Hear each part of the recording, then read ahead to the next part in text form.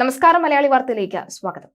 ഒറ്റ രാത്രി കൊണ്ട് ഒരു ഗ്രാമം തന്നെ ഇല്ലാതായ ഉരുൾപൊട്ടൽ ദുരന്തത്തിന്റെ നടുക്കുന്ന തത്സമയ ദൃശ്യങ്ങൾ ആദ്യമായി പുറത്തുവരികയാണ്. ഉരുൾപൊട്ടൽ ഉണ്ടായ അന്ന് രാത്രി ചൂരൽമലയിൽ സംഭവിച്ച ദുരന്തത്തിന്റെ ആഴവും വ്യാപ്തിയും ദൃശ്യമാകുന്ന പേടിപ്പിക്കുന്ന CCTV ദൃശ്യങ്ങളാണ് ഇപ്പോൾ പുറത്തു വന്നിട്ടുള്ളത്.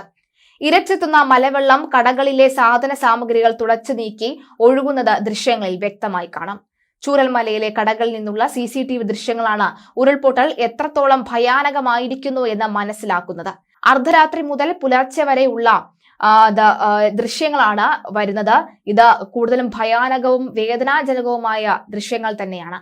വയനാട് ചൂരൽമലയിൽ ഉരുൾപൊട്ടലിൽ ദുരന്തത്തിൽ കാണാതായവർക്കായുള്ള തിരച്ചിൽ ഇപ്പോഴും തുടരുകയാണ്.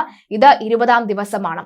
കഴിഞ്ഞ കുറച്ച് ദിവസങ്ങളായി മൃതദേഹങ്ങളൊന്നും തന്നെ കണ്ടെത്താൻ സാധിച്ചില്ല എങ്കിലും പ്രതീക്ഷയോടെയുള്ള തിരച്ചിൽ തുടരുകയാണ്. ഉരുൾപൊട്ടലിൽ നഷ്ടപ്പെട്ട വാഹനങ്ങളുടെ വിവരം മോട്ടോർ വാഹന വകുപ്പ് ശേഖരിച്ചു തുടങ്ങി. കാണാതായവർക്കൊപ്പം തന്നെ വിലപിടിപ്പുള്ള രേഖകളും നഷ്ടമായ പണവും കണ്ടെത്താനുള്ള ശ്രമമാണ് തെരച്ചിലിൽ നടക്കുന്നത്. ഫയർഫോഴ്സും NDRFുമാണ് തെരച്ചിലിന് നേതൃത്വം നൽകുന്നത്. നാട്ടുകാരോ ദുരന്തബാധിതരോ ആവശ്യപ്പെട്ടാൽ ആ മേഖലയിൽ മണ്ണുമാന്തി യന്ത്രം ഉപയോഗിച്ച് തെരച്ചിൽ നടത്താനാണ് തീരുമാനം. ദുരന്തബാധിത മേഖലയിലെ വീടുകളും കടകളും ശുചീകരിക്കുന്ന പ്രവർത്തനങ്ങളും തുടരുകയാണ്. ഇതിനായി സന്നദ്ധ പ്രവർത്തകരുടെ സേവനവും ഉണ്ട്. ചാലിയാറിലെ മണൽത്തിട്ടകൾ കേന്ദ്രീകരിച്ചുള്ള പരിശോധനയും തുടരും. ഉരുൾപൊട്ടലിൽ പൂർണ്ണമായും നഷ്ടപ്പെട്ട വാഹനങ്ങൾ, ഉപയോഗയോഗ്യമല്ലാത്ത വാഹനങ്ങൾ എന്നിവയുടെ വിവരങ്ങൾ മോട്ടോർ വാഹന വകുപ്പ് ശേഖരിക്കുന്നുണ്ട്. ഉപയോഗശൂന്യമായ നോട്ടുകൾ മാറിയെടുക്കാൻ SBI കോട്ടപ്പടി ബ്രാഞ്ച് നാളെ മുതൽ സൗകര്യം ഒരുക്കും. ദുരന്തബാധിതർക്ക് സർക്കാർ പ്രഖ്യാപിച്ച ധനസഹായ വിതരണവും തുടരുന്നുണ്ട്. എന്തായാലും വാടക വീട്ടിലേക്ക് ഈ ദുരിത ക്യാമ്പിൽ താമസിക്കുന്നവരെ മാറ്റി പാർപ്പിക്കാനുള്ള എല്ലാ നടപടികളും ആരംഭിച്ചിട്ടുണ്ട്. ക്യാമ്പിൽ നിന്ന് വാടക വീട്ടിലേക്ക് മാറുകയും ആദ്യം 3 മാസത്തെ വാടക സർക്കാർ തന്നെ പൂർണ്ണമായി നൽകുകയും ഒക്കെ ചെയ്യും. അതിനുശേഷമായിരിക്കും മറ്റ് നടപടികൾ ഉണ്ടാവുക.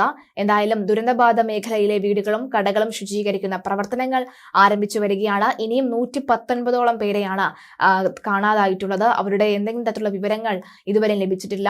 അവരെ ഇനി ലഭിക്കേണ്ടതുണ്ട്. 119ഓളം പേരെയാണ് ഇനി ലഭിക്കേണ്ടത്, തിരിച്ചറിയേണ്ടത്. അല്ലെങ്കിൽ അവരുടെ പേര് വിവരങ്ങൾ അവസാന കരട് പട്ടികയും പുറത്ത് വിട്ടിട്ടുണ്ട് സംസ്ഥാന സർക്കാർ. എന്തായാലും 20ാം ദിവസവും തിരച്ചിൽ ഊർജിതമായി തന്നെ നടക്കുന്നുണ്ട്. ചാലിയാറിലെ തിരച്ചിലും ശക്തമായി തന്നെ നടക്കുന്നുണ്ട്. ചാലിയാർ കേന്ദ്രീകരിച്ചുള്ള തിട്ടപ്പുറത്തുള്ള മൺതിട്ടയിലും കൃത്യമായ തിരച്ചിൽ എന്തായാലും നടന്നു വരികയാണ്.